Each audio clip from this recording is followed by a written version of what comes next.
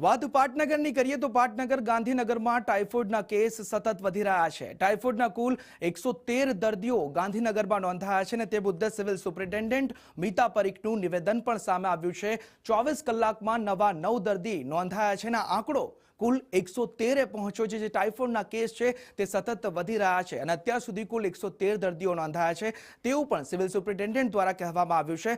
અને સૌથી મહત્વની વાત એ છે કે આ જે ટાઇફોઇડ છે તે બાળકોને એટલે કે 9 થી 14 વર્ષની વયના બાળકોને વધારે અસર કરી રહ્યું છે અને તેમાં જ સિવિલ સુપ્રિન્ટેન્ડન્ટ મીતા પરીખનું પણ આ નિવેદન સામે આવ્યું છે। નાયબ મુખ્યમંત્રી, કેન્દ્રીય ગૃહમંત્રી સહિત ટાઇફોઇડના જે કેસો વધી રહ્યા છે તેની સતત સમીક્ષા કરવામાં આવી છે। સિવિલ સુપ્રિન્ટેન્ડન્ટ મીતા પરીખનું આ મહત્વનું નિવેદન છે કે છેલ્લા 24 કલાકમાં એટલે કે એક જ દિવસમાં 9 દર્દીઓ ટાઇફોઇડના નોંધાઈ રહ્યા છે।